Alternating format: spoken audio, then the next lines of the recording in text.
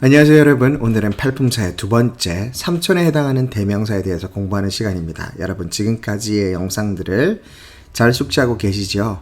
만약에 혹시 전 영상들이 궁금하시거나 제 전 영상들을 아직 보지 않으신 분들이라면 감히 먼저 보고 오시길 권해드리겠습니다. 제 강의는 순서가 있거든요. 이거 먼저 보고 저거 나중에 봐야지 그렇게 하면 되는 게 아니라 이야기와 맥락이 있기 때문에 제가 알려드린 강의한 순서대로 보시면 분명히 영어의 맥을 잡는데 미로를 빠져나오는데 분명히 도움이 되실 겁니다. 그러니 먼저 보고 오시고요. 오늘은 약속드린 대로 두 번째 삼촌 대명사에 대해서 공부해 보도록 하겠습니다. 여러분 제가 지난 시간 그리고 지난 시간에 말씀드렸습니다. 대명사는 말 그대로 대신할 대자, 자 한자의 대명사죠. 그러면 뭘 대신한다는 거죠? 말 그대로 대명사니까 이 명사를 대신한다. 대신할 대자거든요. 명사는 팔품사에 있어서 아버지, 아빠라고 했습니다. 자, 아빠와 삼촌은 거의 하는 일이 비슷합니다. 아니, 거의 같다고 해도 무방하죠. 유전 정보를 공유하는 형제지간이에요. 그러니까 나가서 돈을 벌어오고 사냥을 해오는 것이 바로 아버지 그리고 삼촌의 임무입니다. 자, 그렇죠. 그러니까 이들이 하는 일은 문장 안에서 주어 역할을 하는 겁니다. 자, 가장이 하는 일이 뭐죠? 문장을 이끄는 것, 가정을 이끄는 것. 자, 문장을 시작을 이끄는 것은 바로 전통적으로 명사와 그리고 삼촌인 대명사가 해왔던 일입니다. 자, 그러면 묻겠습니다. 이미 답을 아실 거예요. 대명사의 존재 이유가 뭐냐라고 했을 때 여러분들은 어떻게 대답하시겠습니까? 팔품사 중에 하나라는 건 내가 알고 있다. 그런데 내가 꼭 대명사를 써야만 하는 그 존재적인 이유가 뭐냐, 존재적 의의가 뭐냐라고 물어보신다면 누군가가 여러분들은 뭐라고 대답하시겠습니까? 네, 단순히 명사를 대신한다. 여기서 이 정의가 그치는 것이 아니라 명사랑 똑같이 문장 안에서 주어 그리고 보어 목적어가 되는 것이 바로 이 대명사인데요. 영어는 지독하게도 반복과 그리고 필요 없는 것들을 싫어합니다. 왜 그럴까요? 계속 끊임없는 복습이죠. 왜 그럴까요? 자, 답은 이미 여러분들께 말씀드렸습니다. 현대 영어를 쓰는 이 서양인들의 조상이 누구라고 그랬죠? 상인들에게 있어서 그리고 반복을 하는데 처음 먼저 나왔던 것을 반복하는데 오히려 효율성이 떨어지는 행위라면 즉 스펠링이 아주 긴 것을 말을 이미 내가 명사로 말을 했다고 칩시다. 그러면 다음 문장에서는 반드시 적어도 효율적으로 더 뛰어난 단어를 구사하는 게 더 유리하겠죠. 상인의 입장에서는. 그렇죠?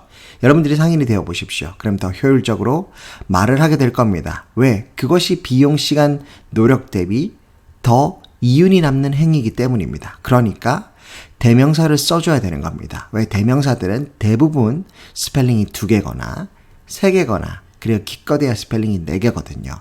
아무리 긴 단어라도 it, they, he, she 이렇게 단어 하나 고작 해봐야 기껏해야 스펠링 4개 안에서 끝장을 볼 수 있거든요. 그러니까 상인된 입장으로서는 아무리 긴 단어를 보더라도 그 다음 문장부터는 내가 그 단어를 그대로 반복해서 말하기보다는 대명사라고 하는 스펠링이 개수가 적은 것을 말함으로써 내가 효율성을 지켜갈 수 있는 것이죠. 이것이 바로 상인의 마인드입니다. 그와 반대로 보시죠. 우리 동양의 문화, 즉 동양 문화, 한중일 문화에도 당연히 농경 문화에도 대명사는 있습니다. 걔가 어떻다더라, 그녀는 어떻다더라 분명히 있습니다. 그러함에도 불구하고 서양의 이들 상인들보다는 분명히 중요도가 떨어지는 게 사실입니다. 이름이 긴 아이가 있더라도 다음에 그 아이를 보면 그래도 이름을 불러줘야지. 아무리 길더라도 왜 우리는 동양 문화권에서는 농경 문화니까 시간이 많거든요. 시간이 많으니까 이음보다는 정을 따지게 되고 정을 따지다 보면은 이름 네가 길구나. 내가 그럼에도 불구하고 다시 너의 이름을 불러주마. 괜찮아요. 그렇죠? 시간이 많으니까. 그리고 우리는 농사를 짓는 선조들이 조상이었으니까. 서양의 그리고 영어를 쓰는 이들의 조상은 그렇지 않았다는 거. 그래서 대명사가 중요도를 띠게 됩니다. 실제로 장문을 하실 때, 그리고 장문 어디서 이렇게 첨삭을 받으실 때, 그리고 토플 같은 경우도 마찬가지예요. 만약에 대명사를 써야 되는 문장, 그러니까 처음에 나왔던 명사를 쓴 다음 문장부터 대명사를 쓰지 않으면 채점하는 사람에 따라서 분명히 기분에 따라 좀 다를 수는 있겠지만 분명히 감점의 요인이 됩니다. 왜 나는 토플에서 30점 만점이 나오지 않을까? 분명히 이 강의를 듣는 사람 중에서 만약에 토플을 준비하시는 분들, 그런 분들이 있다면 귀담아 들어주세요.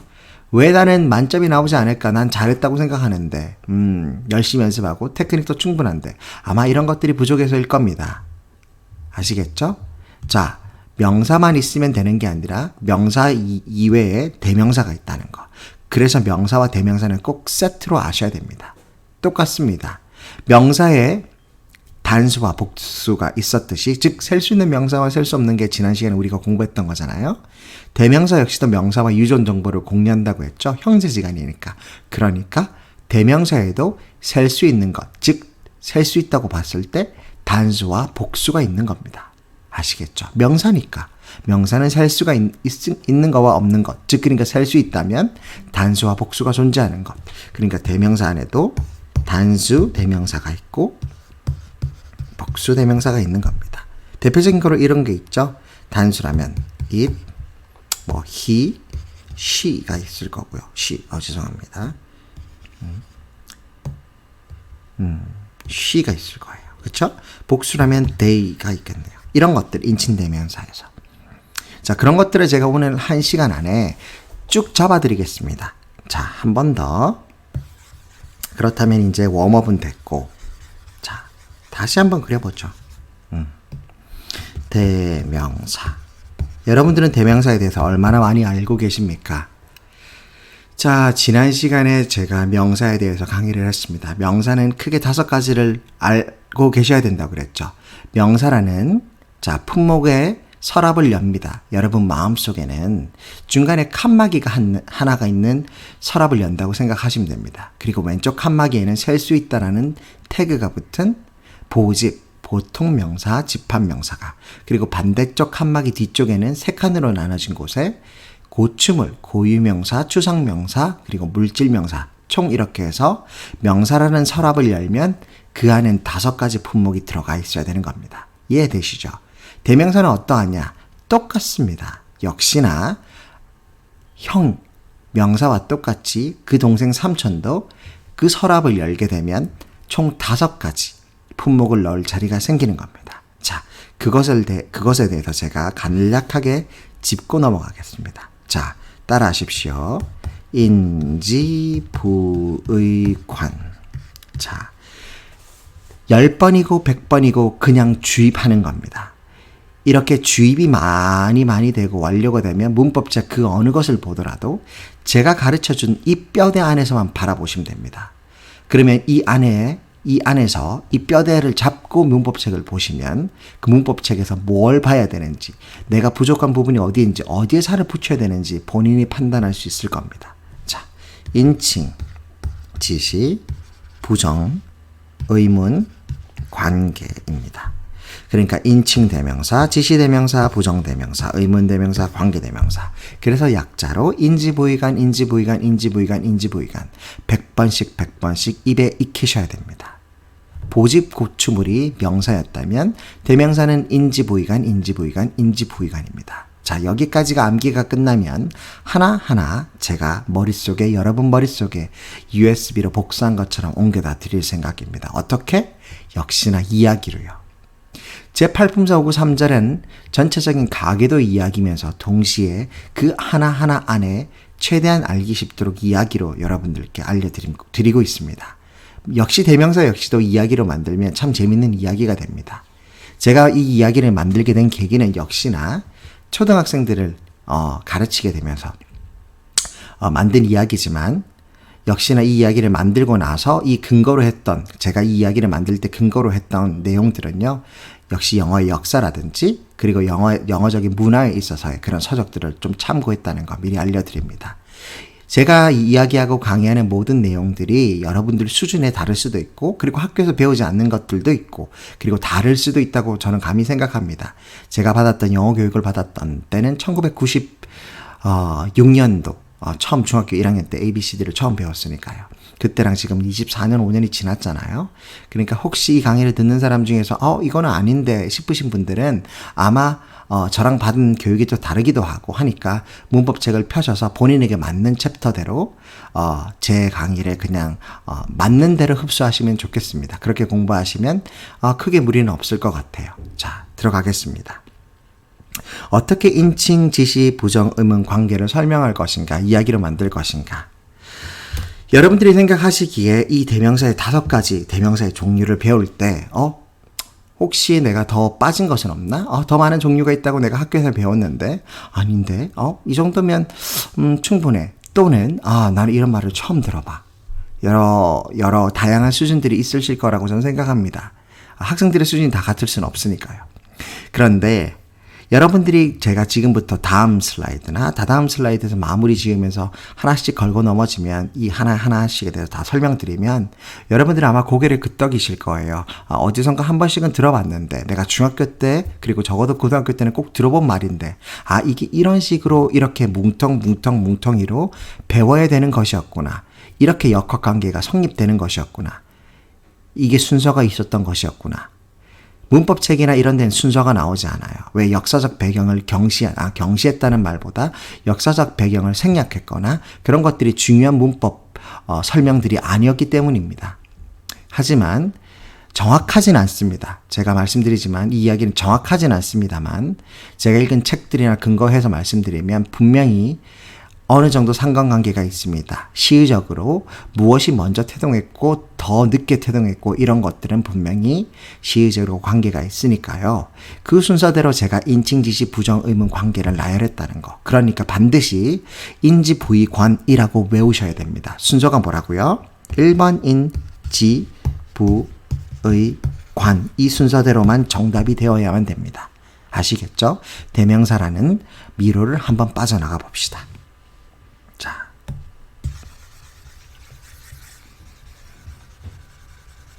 자, 이야기를 제가 드리겠습니다.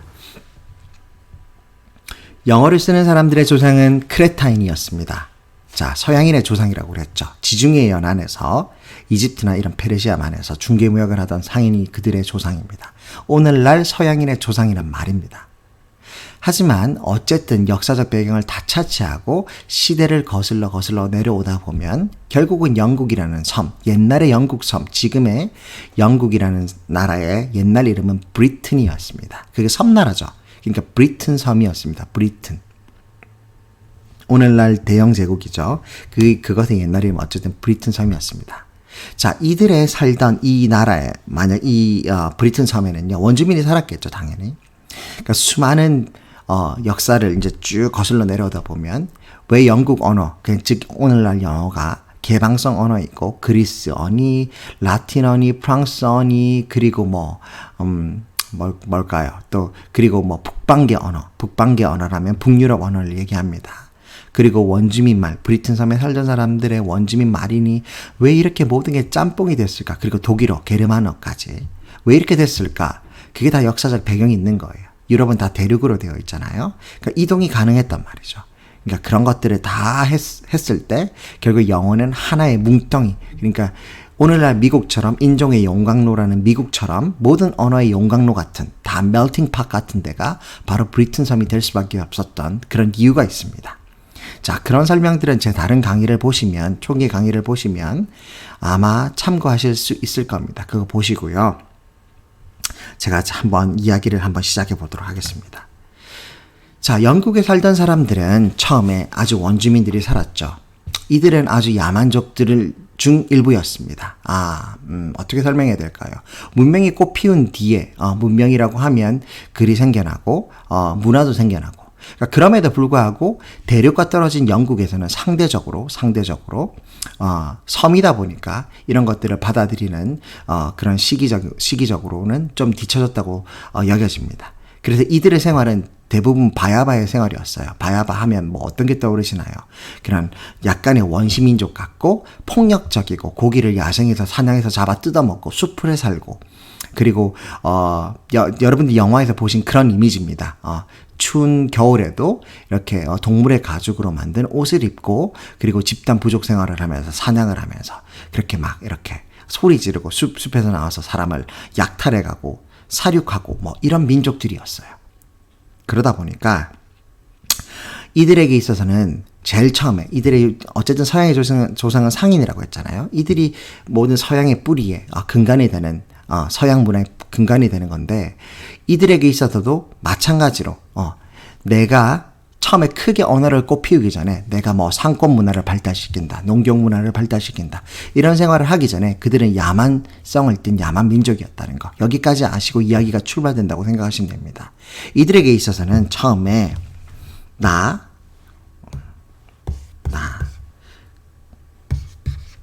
너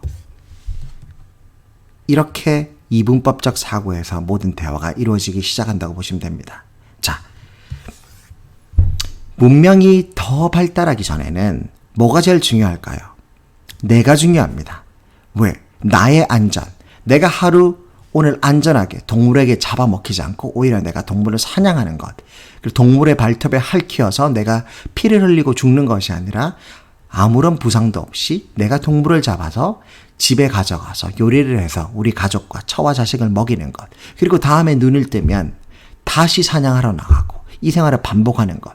그런 와중에서 병과 동물과 그 외의 위험 요소로부터 나 자신을 지키는 것. 이것이 가장 중요했겠죠.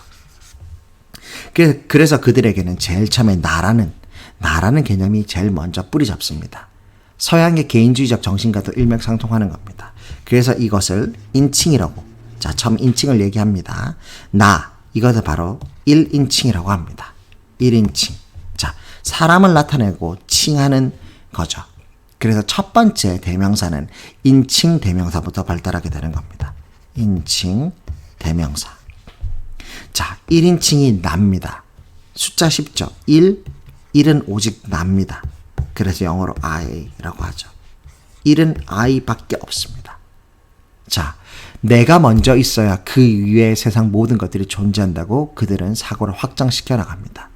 자, 여기서 2인칭이 등장합니다. 2인칭. 2인칭은 바로 U에서 시작합니다. 왜 2인칭은 U일까요?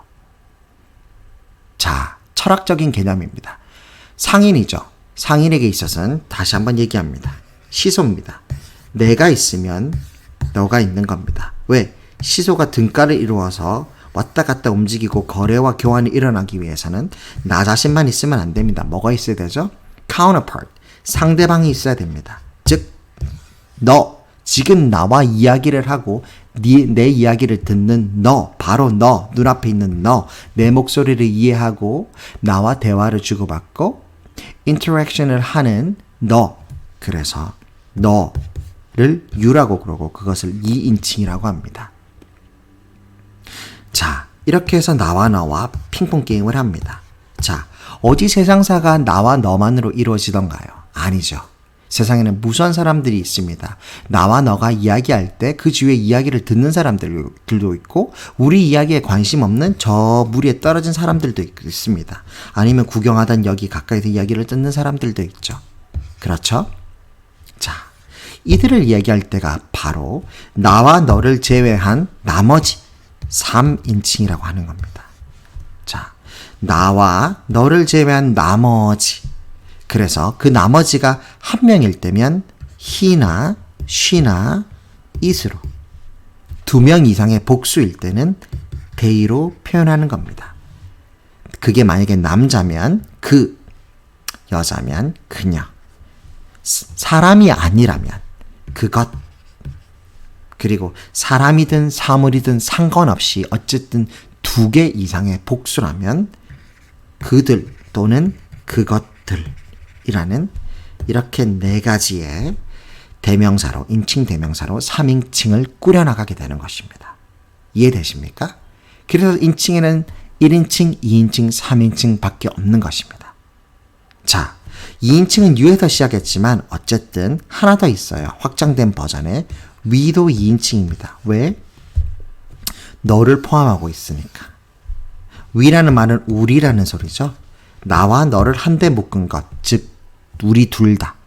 어쨌든 나를 오직 나만이 1인칭이고 너가 포함된, you가 포함된 것은 전부 다 2인칭이라 보시면 됩니다. 이 이야기에 참관한 거니까요. 아시겠나요? 자, 2인칭에도 복수가 있습니다. 너라고 해도 되고 너희라고 해도 됩니다. 두 사람 이상의 너라도 어쨌든 이 대화에 참가하는 나와 상대방을 이루는 너는 단수일 수도 있고 복수일 수도 있습니다. 둘 다 됩니다. 하지만 스펠링은 you밖에 없어요. 한 명도 you고 2명 이상의 내 상대방도 다 you입니다. 그리고 나를 포함하고 있으면 그것이 we가 되는 것이죠. 그래서 총 정리하면 자, 다음 슬라이드로 가볼게요. 이렇게 되는 것입니다. 자, 보이시죠? 자, 인칭을 요약해보면 1인칭, 2인칭, 3인칭입니다. 자, 주어가 되는 것만 보시면 됩니다. 여러분, 이거 중학교 1학년 때 숱하게 외우셨죠? 중학교 1학년 내용입니다. 만약에 지금 주격, 소유격, 목적격, 소유대명사 여기 나오는 이 모든 말들이 당신의 입에 붙어 있지 않거나 이것을 말하는 데 있어서 장애가 있으시다면 죄송합니다. 여러분들은 중학교 1학년으로 돌아가셔야 됩니다.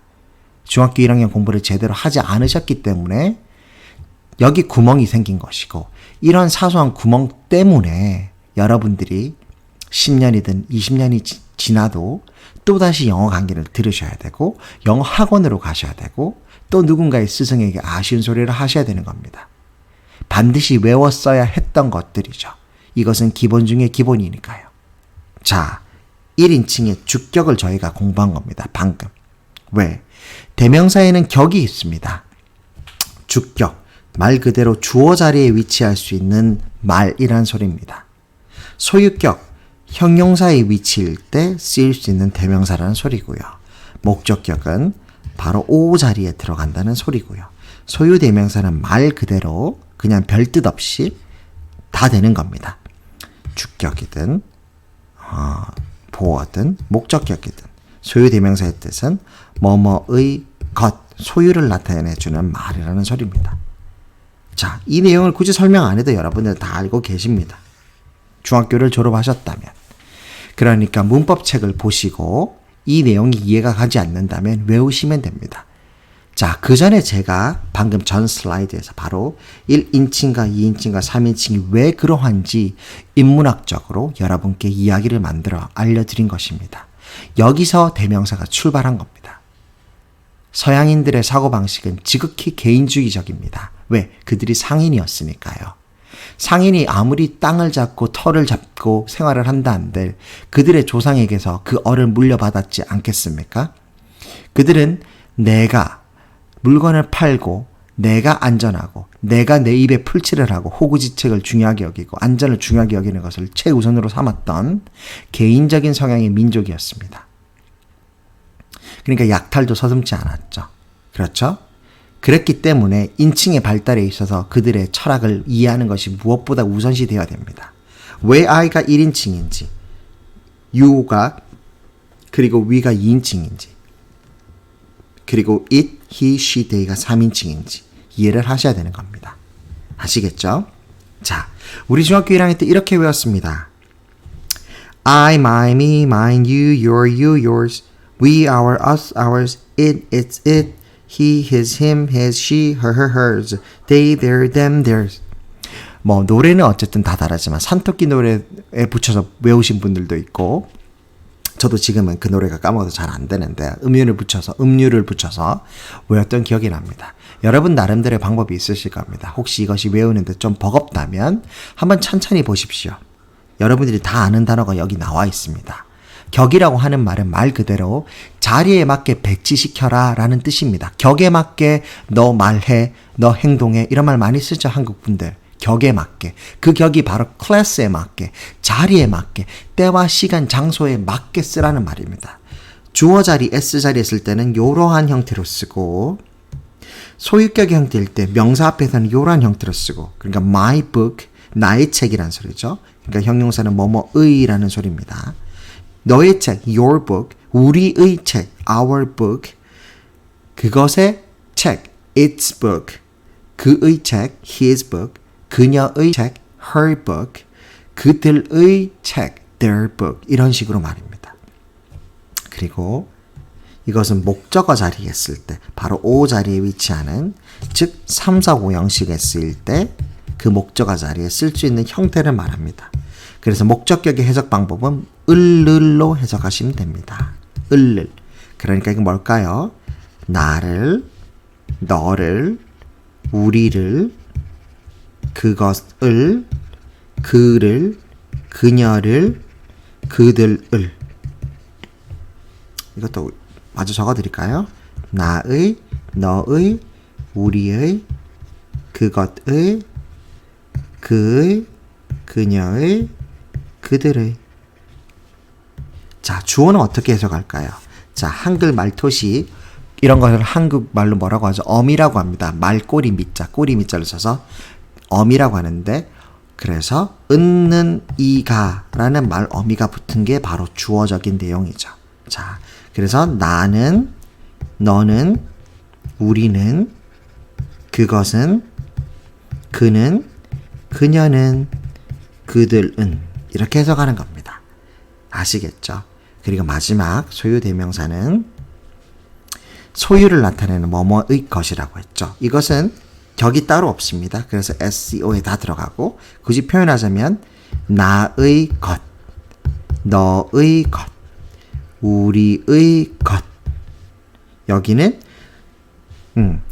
먼저 이거부터 할게요. 그의 것, 그녀의 것, 그리고 이건 뭘까요? 그들의 것 이라고 해석하면 됩니다. 자, 포인트가 하나 나왔네요. 자, 하나만 짚고 갑시다. 우리. 자, 여기 X. X가 뭐냐면 없다라는 소리입니다. 자, 여러분 무슨 소리예요? 왜 없을까? 철학적 개념입니다. 역시. 자, 무엇을 가진다라는 개념. 무엇을 가진다라는 개념은 인본주의 철학에 있어서 사람만이 무엇을 소유할 수가 있죠. 그렇죠? it이라고 하는 것은 뭔가요? 사물이죠. 여기서 사람이 아닌 것. 이 모든 인칭 대명사 중에 사람이 아닌 것은 유일하게 it밖에 없습니다. 그렇죠? 사물을 얘기하는 겁니다. 사물이 무엇을 가진다. 말이 됩니까? 어색하죠. 마치 그들에게도 마찬가지일 겁니다. 물건이라고 하는 사물은 사람인 내가 파는 것, 교환을 하는 것이지 그에 의해서 무엇이 소유가 되어지는 건 있을 수가 없는 것입니다. 그렇죠? 필요 충분 조건이 반대로 맞아떨어질 수는 없는 것처럼요. 수학에서. 그래서 그것의 것이라는 말은 말 자체가 성립하지 않는 것입니다. 아시겠죠, 여러분? 자, 그렇게 하시면 되고 자, 인칭을 이렇게 배웠습니다. 자, 넘어갑니다. 인칭을 있으면 그 다음에 저희가 배워야 될 내용이 뭐죠? 지시입니다. 자, 지시. 여러분 인지 부위관 중에서 두 번째 지시로 넘어갑니다. 자, 나와 너 그리고 우리 말을 듣는 그, 그녀, 그들 저기 있는 저 사람들 나랑 우리 대화에 관계없는 저 3인칭까지 다 포함 저들까지 1, 2, 3인칭이 결정이 되면 그 다음 바야바스로 어떤 그들 영국인들 브리튼 섬에 살던 사람들은 어떻게 의미를 확장시켜 나갔냐면 그들이 했던 것들은 주로 영토 전쟁이었습니다. 오늘날 미국도 미국의 조상이 누구죠? 영국에 살던 영국인들이었거든요. 그렇죠? 앵글로 삭슨족, 영국, 오늘 말하면 독일인이 또 브리튼 섬으로 가서 또 그렇게 했지만, 어쨌든 앵글로 삭슨족이라든지, 북방 사람이라든지, 그리고 이탈리아 사람이라든지, 프랑스 사람이라든지, 영국에 살던 브리튼 섬에 살던 원주민이라든지, 그런 모든 사람들이 짬뽕된 민족들이 바로 오늘날 영국 사람이었지만, 어쨌든 그들이 1700년대 메이플라워를 타고 와서 미국에 자리를 틀죠. 어쨌든 제가 하고 싶은 말들은 영국에 살던 그 당시 살던 옛날 사람들 역시도 옛날 사람들 역시도 개척 정신이 뛰어났어요. 자, 미국으로 건너와서 새로운 종교 때문에 건너오긴 했지만 어쨌든 제일 처음 한 것이 무엇입니까? 얼마 전에 추수감사절에 있었지만 그 원주민의 도움을 받았지만 결국에는 그들을 서쪽으로 몰아내고 그래서 서부 개척 시대가 열린 거잖아요. 결국 그들을 다 총쏴 죽입니다. 도륙하고 그들이 이주민은 겨우 몇백 명에 불과했지만 그들이 오늘 현재 미국을 먹어버립니다. 세워버리죠. 자, 이 말을 제가 하는 이유는 그렇게 해서 벌어진 스포츠가 뭐죠? 자, 바로 미식축구거든요. 미식축구를 잘 살펴보시면 여러분들 우리는 미식축구를 하지 않으니까 잘 모르시겠지만 미국인들이 가장 열광하는 스포츠가 바로 미식축구입니다. 자, 왜 그럴까요? 미식축구라고 하는 것 자체가 땅 따먹기거든요. 야구도 마찬가지입니다. 베이스가 있죠. 땅 따먹기입니다. 땅 따먹기. 자, 미국인들의 선조, 그러니까 더 거슬러 올라가면 영국인들이겠죠. 그들에게 있어서 살아남는, 야생에서 살아남는 것들은 바로 땅 따먹기였어요. 개척정신. 개척을 해야만 살 수가 있었거든요. 그래서 전진하고 전쟁을 일으키고 또 누군가를 죽이고 땅을 뺏고 먹을 것 뺏고 약탈하는 것. 그들의 역사입니다. 전쟁의 역사. 그것들이 미국으로 건너와서 스포츠로 자리 잡은 것이 바로 몇 야드 전진하고 또 전진하고 터치다운. 그래서 또 점수를 따먹고 땅을 빼앗고 하는 것들이 문명화된 형태의 스포츠인 미식축구나 야구로 나타난 것입니다. 어쨌든 그들의 사상적인 면이 그 스포츠로 녹아든 거죠. 자, 다시 원래대로 돌아오겠습니다. 영국도 마찬가지입니다. 자, 그들의 조상이 바로 이러했다는 거예요. 나와 너라는 인칭의 개념이 언어적으로 성립하는 그 순간부터 이들은 무엇을 했겠습니까? 조상이 상인이라 그랬죠. 거래를 하는 겁니다. 자, 내가 가진 A의 땅과 그리고 네가 가진 B의 땅. 자, 너가 가진 B의 땅. 자, 이것을 지칭하기 위해서 대명사가 또 필요했던 겁니다. 아시겠습니까, 여러분? 자, 이 땅은 내 거, 이 땅 내 거, 이 땅. 자, 이 땅. 그리고 저 땅. 저. 자, 그리고 우리가 보이지 않는 곳, 저 넘어 있는 땅. 자, 이 모든 것들을 지칭할 때 여러분들은 무엇을 사용했겠다고 예상하십니까? 그들이 손가락으로 가리키는 거죠. 손가락으로. 자, 제일 처음에는 그들에게 필요했던 건 손가락 하나였습니다. 그들에게는 높은 학문적 지식이 있었던 게 아닙니다. 그냥 동물의 가죽으로 입고 있는 그들이 기껏 할 수 있었던 것은 내 눈에 보이는 것. 자, 1인칭, 2인칭이 어떻게 성립했다는 게 보여지시죠? 처음에 제가 알려드렸죠. 나와 내 눈앞에 있는 너. 여기서 의미가 확정되는 겁니다. 너라고 지칭할 때 상대방이 뭐라고 했겠습니까? 말이 저 500m 저 떨어진 사람한테 너 하고 소리쳤겠습니까? 아니죠. 지척에 있는 사람, 바로 손가락 거리에 있는 사람, 손가락으로 가리킬 만한 위치 안에 있어서 내 목소리가 들릴 만한 사람한테 너라고 했겠죠. 그것입니다. 그래서 상대적으로 나에게 가까이 있으면 이것, 상대적으로 나에게 멀리 있고 너에게 가까이 있으면 저것이라고 표현했던 겁니다. 그래서 이것은 this고요. 저것은 that입니다. 아시겠습니까? 그래서 이 땅은 this land고요. 저 땅, 너에게 가까이 있는 저 땅은 that land인 겁니다. 근데 이 that이 상대적인 그냥 위치를 말하는 겁니다. 상대적 위치. 너에게 가까운 게 that이라는 말이 아니고 저 멀리 떨어져 있어. 하지만 상대적으로 나에게 좀 더 멀리 있고 너에겐 좀 더 가까이 있네? 그럼 나에게서 더 멀리 있다는 이 개념 때문에 가까이 있는 것보다 멀리 있으니까 이거는 상대적으로 가까이 있는 건 this고요. 멀리 있는 건 that이라고 말했던 겁니다. 자, 오해 마시고요. 자, 그러면 대명사는 역시 제가 셀 수가 있다고 그랬죠. 그렇죠? 복수가 있었습니다. 그렇죠? you의 복수, 그러니까 우리를 포함하는 거, we도 복수고요. they, 그것 다 복수잖아요. 자, 지시에도 복수가 있습니다. 뭘까요? 단수는 this, that이지만 복수는 바로 이것의 복수인 these, 그러니까 이것들이었죠. 이것들. that의 복수는 those, 저것들이라고 표현했던 겁니다. 여기 적어드렸습니다. 단수, 복수. 자, 또 이야기를 스펙타클하게 조금 더 빨리 이어나가보죠. 자, 나와 너와 거래를 한다. 그리고 이제 내가 너와 거래를 한다는 대상이 정해졌으니까 그리고 그 다음에는 지시를 합니다. 자, 이거 저거. 자, 물품을 교환할 거라든지 거래를 할 대상에 지시를 합니다. 그런데 여러분 생각 한번 해보십시오. 어디 세상의 땅이, 그 넓은 브리튼 섬에 있는 땅이, 눈앞에 펼쳐진 땅이 그거밖에 없었겠습니까? 아니죠. 산 넘고 물 건너면 무슨 땅들이 있죠? 아직도 너와 내가 정복하지 않는 미지의 땅들이 있을 것 아닙니까? 그들이 아무리 배운 게 없고 무식한다 했들 어쨌든 그 자연적인 이치를 한 번이라도 말 타고 저 산을 건너보지 않았겠습니까? 그것의 존재들에 대해서는 이미 인식하고 있었다는 것이죠. 저 물 건너고 바다를 건너고 산을 넘었더니 저기도 땅이 있더라. 그 땅은 누구 건데? 아직 정복되지 않은 땅. 자, 개척해야죠. 개척해야죠. 자, 그것이 바로 다음 단계인 부정입니다. 선생님, 부정이라뇨. 이거랑 부정이랑 무슨 상관이에요? 부정한다는 말은 부인한다. 그 부정 아닌가요? 아닙니다. 이 부정의 한자어를 제대로 이해하는 것이 문법 정복의 또 하나의 팁이 되겠네요. 안일부자의 정할 정자. 자, 안일부자의 정할 정자입니다. 무슨 뜻이죠? 아직 정해지지 않았다라는 뜻입니다.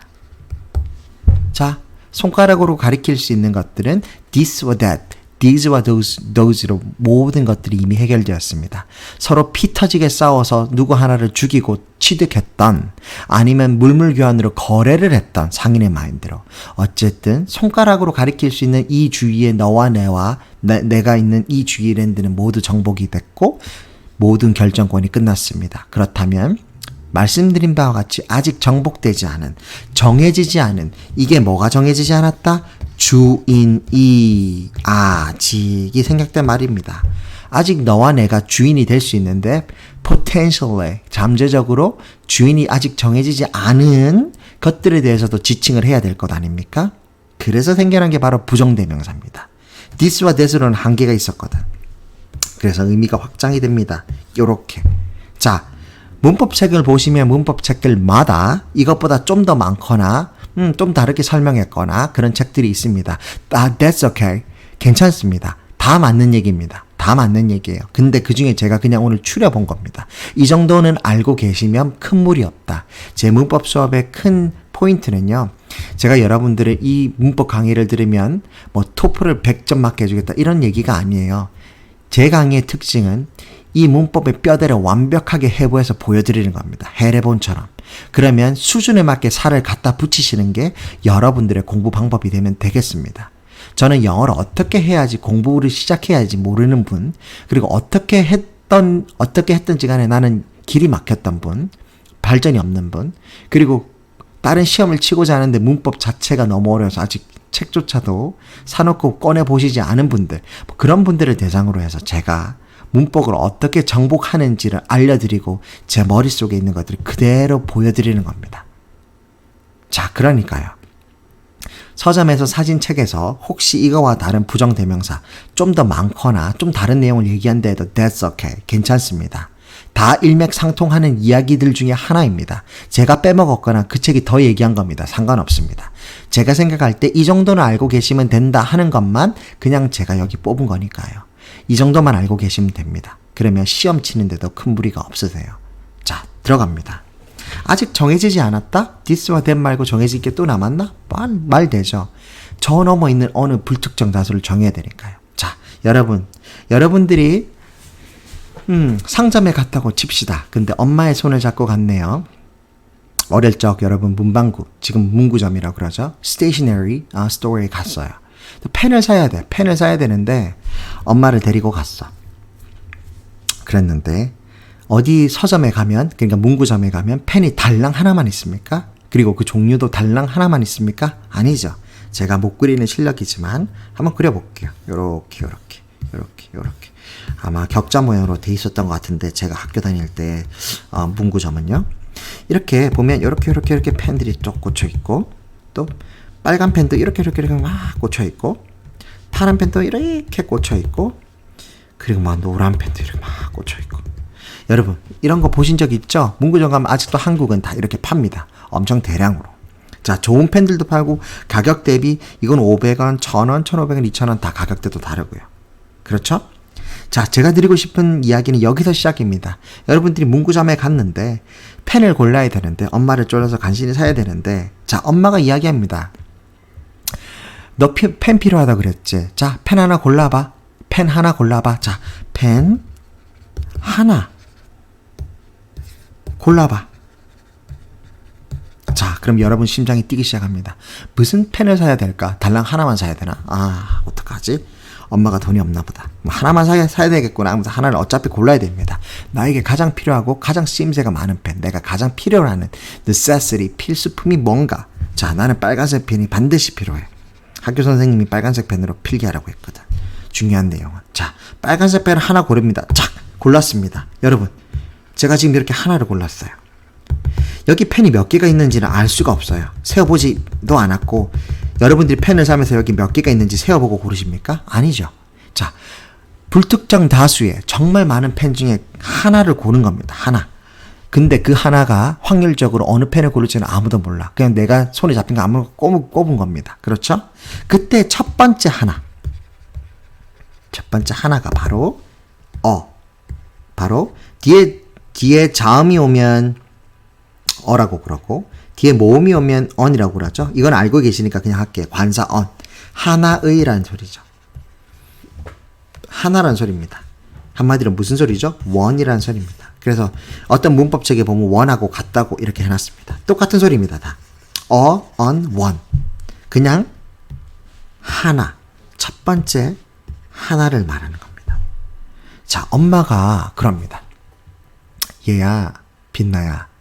하나 가지고 되겠니? 엄마가 너무 쪼잔했구나. 미안하다. 사실은 엄마 왼쪽 호주머니를 뒤져보니까 1,000원이 더 있네. 미안하다. 하나 더 살 수 있겠다. 하나 더 골라볼래? 라고 얘기합니다. 눈물 나죠. 그러면 이 아이가 기뻐서 또 심장이 뜁니다. 하나를 더 고를 수 있구나. 이번엔 더 좋은 거 골라야지. 1,000원에 안에서 골라야 되니까 이번에는 파란색 펜을 한번 골라봐야 되겠다 하면서 파란색 펜을 하나 고릅니다. 자, 여기 있는 수많은 펜들 중에서 첫 번째 하나는 이미 결정이 되었습니다. 근데 엄마가 펜 하나 더 골라봐 했잖아요. 하나 더 골라보란 말은 또 다른 하나를 얘기하는 거죠. 이게 바로 두 번째입니다. 한마디로 또 다른 하나는 두 번째 하나라는 소리입니다.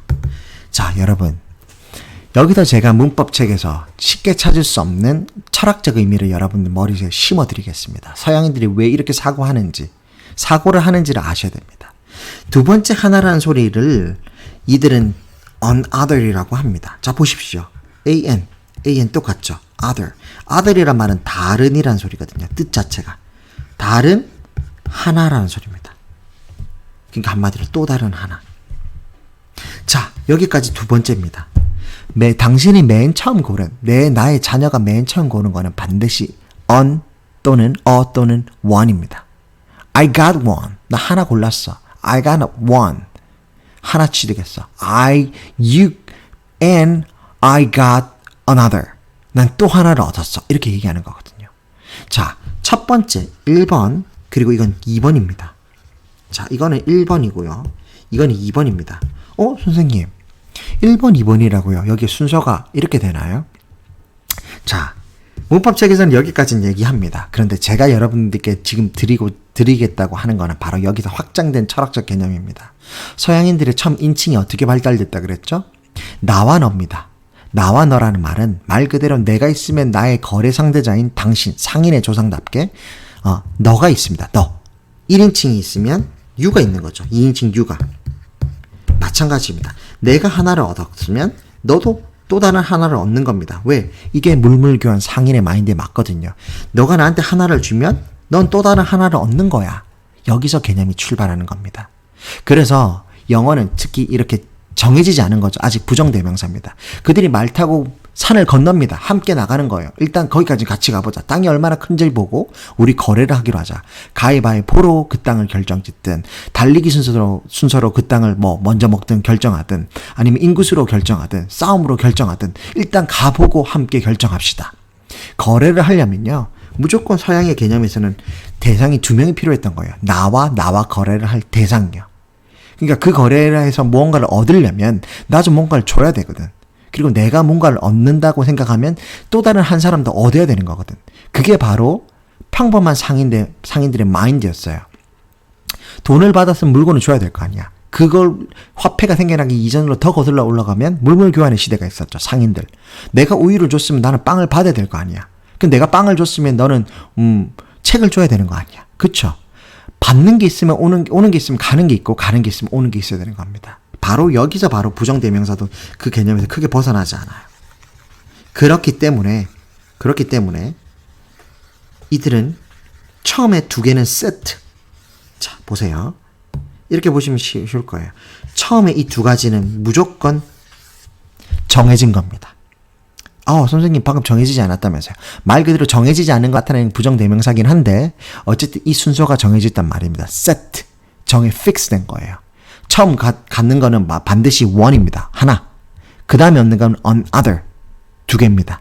자, 나머지 세 개째부터가 당신 마음대로 우리가 원하는 대로 말을 하기 시작하면 되는 겁니다. 아시겠죠? 왜 처음에 one이랑 another 이렇게 set 돼 있는지 fix 됐는지 제가 그들의 조상 이야기를 꺼내서 또 설명드렸습니다. 자, 여기서 좀 더 나가보죠. 자, 세 번째. 이렇게 문구점이 있고 펜이 있다 그랬죠? 엄마가 이야기합니다. 두 개를 골랐는데 가방을 뒤져봤더니 돈이 또 더 있네. 엄마 비상금이 10,000원이 더 있었던 겁니다. 자녀가 너무 펜을 보고 좋아하는 거야. 그러니까 엄마 마음에 이거 시장 가서 고기 살 돈인데 장 볼 돈인데 에라이 모르겠다. 이 중에서 한 7,000원은 써도 되겠지. 장 볼 건 한 3,000원치만 쓰고 7,000원에 펜 사줘야 되겠다. 아이가 이제 팔짝팔짝 뛰는 겁니다. 너무 좋아서. 이때부터는 얘기합니다. 엄마가 좋다. 기분이다. 몇 개 더 골라봐. 몇 개 더 골라봐. 자, 몇 개 더. 몇 개. 자, 몇 개를 얘기하는 사람이 에게 꼴랑 달랑 한 개 얘기하는 겁니까? 이 몇 개라는 말을 한 개만 얘기하는 겁니까? 아니죠. 몇이라는 말 자체가 이미 복수를 얘기하는 겁니다. 아직 정해지지 않는 복수, 정해지지 않은 다수의 복수를 얘기할 때 뭐라고 얘기합니까? some. 그래서 이거의 뜻은 몇이라는 소리입니다. 몇몇이 또는 몇 개라는 소리입니다. 자, 그래서 some. You may get some more. 이렇게 얘기합니다, 엄마가. 너는 얻어도 돼, 가져도 돼, some. 몇 개 더. 바로 몇 개죠, 몇 개. Get some more. 이게 바로 몇 개입니다. 정도에 따라 차이는 있지만 어쨌든 단수를 뛰어넘은 다수. 그래서 표현할 때 이 정도로 표현합니다. some을 표현할 때는 한 요 정도? 3개면 3개, 4개면 4개, 5개면 5개. 자, 원하시는 만큼 상상을 해보십시오. 어쨌든 한 뭉텅이를 잡은 겁니다. 딸아이가 몇 개 고르라고 했더니 주제 넘게 한 펜을 10개를 잡았는데 그것도 썸입니다. 몇 개를 고른 거니까. 왜? 전체 비율 중에서는 고작 몇 개 지나지 않거든. 그래서 이런 것들을 바라보실 때는 비유적으로 보셔야 됩니다. relative하게, 상대적으로. 겨우 펜이 10개 있는 것 중에서 얘가 몇 개 고르라고 했더니 처음에 1개 고르고 2개 another까지는 fix라 그랬습니다. 2개 골랐어. 10개 중에 그럼 8개 남죠. 몇 개 고르라고 했는데 얘가 8개를 다 골랐네. 이거는 몇 개가 아닙니다. 그렇죠? 이걸 보고 몇 개라고 하지 않아요. 이거는 전부 다 고른 거잖아. 나머지 전부 다. 그거를 지칭하는 말은 이 뒤에 나옵니다. 그러니까 썸이란 말은 몇 개를 잡았는데 불구하고 나머지 몇 개가 또 남아 있어야지 썸이 성립하는 겁니다. 그래서 이것도 다 썸입니다. 몇 개 골라봐. 이것도 썸이고 이것도 썸이고 이것도 썸입니다. 그래서 영어로 표현할 때 이런 말을 많이 들으시는 겁니다. Some say yes, some say no. 그래서 몇몇 사람들은 yes라고 얘기하고 몇몇 사람들은 no라고 얘기합니다. 라는 문장을 이렇게 표현하거든요. some이란 말은 여기 있어도 되고 여기 있어도 되고 같이 쓰여야 되는 겁니다. 몇 개가 군집적으로 모일 수 있으니까요. 이해되시죠? 자, 넘어가 보죠. 그럼 some까지가 설명이 끝났습니다. 그러면 아직 설명할 게 몇 개 더 남았어요. 자, 봅시다. 자, 갑니다. some까지. 그러면 엄마가 또 얘기합니다. 너무 많이 골랐네. 얘 봐. 버릇없이 너무 많이 고른다, 야. 야, 내려놔. 그러지 말고 이렇게 하자. 너 마음에 드는 거 있으면 차라리 엄마가 비싸도 상관없으니까 그렇게 박리다매식으로 한 번에 다 집어서 이제 싸구려를 그렇게 많이 사지 말고, 너 원하는 거 있으면 그냥 아무거나 골라봐. 대신에 그게 비싸도 상관없어. 많이 고르지 말고 그냥 몇 개라도 좋으니까 딱 아무거나 비싼 거 아무거나 골라봐. 이겁니다. any. 자, 여기 중에 500원짜리도 있고 1,000원짜리도 있고 10,000원짜리도 있어요. 자, 이걸 고르면 안 되겠지만 내 딸이 어쨌든 엄마가 얘기합니다. 아무거나 골라봐. 다 사줄게. 아무거나. 이때 아무. 선택의 어떤 장애도 받지 않는 그 아무가 바로 any입니다. any. 그래서 우리나라 옛날 핸드폰도 처음 삼성에 나온 핸드폰 이름 뭐였죠? anycall이죠. anycall. 뭡니까? call, 전화하다. 아무 때나. 아무. 제약 없이. 이 아무라는 말은 제약이 없다는 소리입니다. 제약 없다. anycall. 언제 어디서든지 아무 제약 없이 터진다고 해서 anycall이었거든요. 그 제목이. 그리고 아무나 누굽니까? anyone. 한 사람을 지칭하는 겁니다. anyone. 누구 아는 사람 있어? 아무나. 자격 요건 없어? 아무나. no limit이야. 자격 요건 없어. 네가 어린애든 할머니든 할아버지든 장애인이든 정상인이든 학교 선생님이든 의사든 변호사든 아무 자격 요건 없어. 아무나. 이거 아는 사람 손 들어봐. anyone, any. 이 any의 말은 no 자격, 자격이 없음을 의미합니다. 자격 조건 자체가 없음. 말 그대로 그 누구라도 대상이 될 수 있는 겁니다. 아시겠죠? 자, 그래서 이 아이가 어떤 거 아무거나 고릅니다. 이때 불특정 장소에서 첫 번째 one과 another이 결정된 다음에 아무거나 골라봐. 아무거나가 바로 any입니다. 그래서 그게 물건이면 thing을 붙이죠. 그래서 anything이 되고 사람이면 one을 붙입니다. anyone이 되는 겁니다. 자, anyone, anything. 그렇죠. 이해되시죠? 아무, 사람, 아무, 것. 이렇게 되는 거죠. 이해되십니까? 자, 그럼 다음 또 가보죠. 자, 여기까지 이해가 되셨다면 자, 또 넘어갑니다. 자, 지금 any까지 했습니다. 자, 가봅시다. one, another, some, any까지 했습니다. 자, 마지막 제가 뽑은 것이 이 두 가지입니다. 한번 보시죠. 여전히 펜슬, 펜을 고르고 있는데요. 자, 여기 불특정 자수 이렇게 많은 펜들이 있는데 다 고르고 골랐더니 이제 펜이 몇 개 안 남았어요. 여기 만약에 이게 있었는데 요만큼이 다 누가 사간 거예요. 사람들이 다 시험 기간이라서 다른 학생은 사간 거야. 지금 내 눈앞에도 다 사라져 버렸네. 사라졌어. 이게 요거밖에 안 남았네. 한 235개가 있었는데 펜 중에 겨우 한 10대 개 남았어요. 한 10대 개. 10대 개 남았네. 이게 남은 거야. 이거 다 팔린 거고. 나가리. 자, 이때 15개를 당신 눈으로 보고 있어. 애가 시간이 많아가지고 엄마가 야 펜 이거밖에 안 남았다 야. 펜이 근데 500원밖에 안 하니까 엄마가 지금 수중에 이만큼 있으니까 다 사줄게. 너 원하면 다 사. 대신에 1년 동안 공부 열심히 해. 펜 15개 다 써야 돼. 그리고 전교 1등 해. 이렇게 얘기를 하는 겁니다. 자, 15개 남은 걸 봤더니 이걸 엄마가 눈으로 대충 센 거예요. 처음에 이 235개 있었으면 셀 의도를 했을까요? 못 세죠. 세다가 날 세요. 그쵸? 까먹고. 근데 개수가 얼마 안 남으니까 눈으로 봐도 대충 봐도 한 15개 딱 세어지는 거야. 그쵸? 카운트가 되는 거야. 총 235개 중에서 나머지 15개가 남았다는 걸 내가 그 자리에서 목격을 한 거야. 자, 그렇다면 이 15개를 총 지칭하는 말들이 뭘까요? 바로 the other입니다. 나머지 전부. 나머지들. 요 끝에 s 붙어 있죠. 복수라는 얘기고요. other은 나머지라는 소리도 됩니다. 자, 이 d가 바로 정관사입니다. 정할 정자. 정해졌단 말이야. 숫자가 요 235개 중에서 전부 다 정해진 거야. 이제 요거를 사면 다 정해진 거야. 그러니까 정관사 더자를 붙이면 the others에서 나머지 전부를 얘기하는 겁니다. 그러면 이 개념도 있을 수 있어. 그쵸? 또 봅시다. 좋다 이거야. 그러면 이 others는 뭐냐? 유일한 차이점은 더가 붙고 안 붙고의 차이거든. 안 붙었어. 이게 만약에 235개 중에서 한 77개 남았다 칩시다. 근데 77개도 엄마가 세기 쉽지 않죠. 못 세. 절대로 못 세. 그 자리에서 뒤에 사람들 기다리는데 언제 하나 둘 세고 있어. 몇 개 남았나. 자, 이건 제가 그냥 답을 알려드린 거고 몇 개인지 알 수가 없어.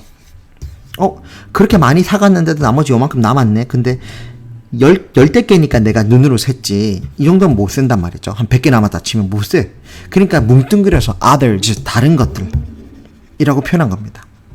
왜? 이거는 한정할 수 있었어. 개수가 딱 맞아 떨어졌거든. 15개면 15개 나머지 전부라고 얘기했는데 이 others에만은 더가 없어. 왜? 한정할 수가 없었던 겁니다. 엄마가 셀 수 없었던 거야. 한정할 수 없어. 그냥 나머지라고 얘기한 거야. 야, 나머지 펜 골라봐. 나머지 다 골라. 나머지 골라봐. 이때 나머지가 바로 others인 겁니다. 이해되십니까? 만약에 한정할 수 있고 셀 수가 있었다면 the others가 됐겠죠. 오케이? 자, 여기까지입니다.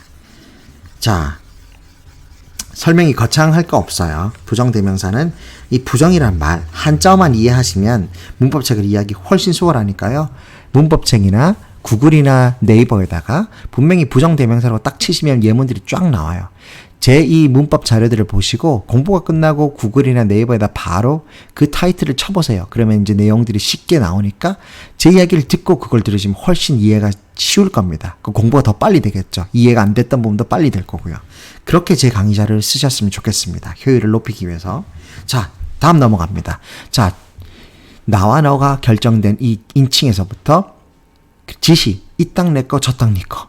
그리고 아직 정복되지 않은 부정의 영역까지, 저 산 넘어서 저 땅까지가 이제 다 정복이 됐어. 다 정복이 된 거야. 자, 그럼 인지 부까지 한 겁니다. 그 다음부터는 뭘까요? 바로 다음이 의문입니다. 의문. 갑자기 웬 뜬금없이 의문? 자, 물어봅니다. 이 땅 내 거, 저 땅 네 거, 그리고 저 넘어 있는 저 땅 중에 일부는 내 거, 그리고 저 땅 중에 일부는 네 거, 그리고 나머지 저 땅들은 우리 형 거라고 모든 땅이 다 소유가 결정된 거야. 그럼 이 땅에서 우리가 말 타고 정복할 수 있는 땅 중에서는 이제 더 이상 싸울 일이 없어진 거죠. 깃발 꽂은 거야. 여기는 A 부족 땅, 저기는 B 부족 땅, 다 땅에 꽂혀 있어. 이제 소유가 결정된 거죠. 시간이 흐릅니다. 시간이 흘러요. 5년이고 10년이 흘렀어요. 새가 물어던 씨 덕분에 어떤 곳에서는 배가 자라고, 어떤 곳에는 사과나무가 자라고, 막 이렇게 막 들에 막 나무가 자라고, 산에 뭐 꽃이 피고 그럽니다. 그러면서 못 보았던 환경을 보게 되고, 못 보았던 곡식들, 못 보았던 과일들이 내 땅에서 수확되는 걸 보고 경험하게 되는 거죠. 자, 이러면 무슨 일이 벌어지죠? 상인의 후손답게 이제부터는 또 물물 교환에 들어가기 시작합니다. 자, 궁금한 거죠. 자, 저기 배나무, 나 배 좋아하는데, 우리 아내가 배 좋아하는데, 저 배나무가 있는 저 땅은 누구 거야? 도대체. 그리고 그 배 땅에 있는 배 주인은 또 그렇게 생각합니다. 저기 장미, 튤립이 피는 저 들판 넘어 있는 35번가에 있는 저 땅은 누구 거야? 어느 부족 거야? 알고 싶은 겁니다. 자, 여기서부터 뭐가 나옵니까? 의문입니다. 소유가 다 정해지면 그 다음 드는 거는 전부 다 관계 정리, 서열 정리예요. 이 땅은 누구 거고, 그리고 무슨 땅이고, 그리고 어떻게 이 땅을 취득했고, 왜 내가 이 땅을 얻어야 되고, 언제 꽃이 피고 언제 이 땅을 이렇게 처리해야 되고, 그 땅의 위치는 어딘지. 방금 제가 뭐 얘기했죠? 육하원칙 얘기한 겁니다. 자, 상인들이 이제 자리를 잡고 땅에서 경작을 하고 농사를 짓고 이렇게 수확을 하고 거래를 하기 시작합니다. 언제부터 장마당에서 나가서 막 그렇게 거래할 수는 없어. 자기 땅에서 나는 것 가지고 이제 교환도 해야 되거든. 땅도 교환해야 되고. 바꿀 수 있는 거잖아요. 그렇죠? 이때부터는 이제 좀 더 civilized, 문명화된 이제 그런 개념들이 생기기 시작하는 거죠. 대명사에 있어서. 자, 이거 누구 거, 저거 누구 거. 누구 거야? who. 그리고 이 땅은 무슨 땅인데? what. 무슨. 누구. 그리고 어떻게 이 땅이 취득됐대? 어떻게 저 사람이 저 땅을 얻었대? 어떻게? 방법. 왜? 언제? 그리고 어디서? 이런 것들에 대한 궁금증이 생기기 시작하는 겁니다. 이것들이 전부 다 거래를 성립시키기 위한 조건들이었습니다. 아시겠죠, 여러분? 거래를 성립시키기 위한 조건들. 우리나라라고 다르지 않았죠. 농경 문화니까요. 이때부터는 인류의 문화가 비슷해지기 시작하는 겁니다. 거래가 활발해지고, 우리도 농사를 지으면 갖다 팔아야 되잖아요. 그러니까 어쨌든 어디서 난 거고, 원산지가 궁금하고, 어떻게 재배한 거고, 언제 수확됐고, 그렇죠. 그런 게 궁금하죠. 누가 수확한 쌀이고, 궁금하잖아. 다 마찬가지입니다. 그들과 우리가 사는 게 이제 문명하게 되기 시작하면서 만나기 시작하는 겁니다. 문화적, 인류학적으로. 그래서 이런 의문에 대한 꽃이 이제 대명사로 꽃을 피우게 되는 겁니다. Whose land is this? 이거는 의문 형용사긴 하지만 어쨌든 의문사라는 것이 이때부터 태동하는 겁니다. 어떤 문법책에 보면 의문사라고 뭉뚱그려서 설명해 놓은 게 있어요. 이게 의문사라는 말은 의문 대명사, 지금 제가 말해준 대명사가 있고요. 그러니까 대명사라면 누구, 무엇, 제가 이렇게 해야 되겠네. 이거는 how니까 방법, why는 이유, 이거는 때, 시기, 장소, 이렇게 번역하는 게 더 낫겠네요. 대명사니까. 명사처럼 해석해야 되니까. 의문사는 종류가 또 하나 더 있어요. 의문 형용사도 있어요. 형용사의 존재 의의는 뭐라고 그랬죠? 두 번째 시간에 말씀드렸죠. 형용사는 아빠와 삼촌을 꾸며주는 역할을 합니다. 누구누구의 이런 뜻입니다. 그러니까 이 의문 형용사로 해석하면 누구의, what은 무엇의, how는 뭐, 방법의, 뭐, 이런 식으로 되겠네요. 그렇죠?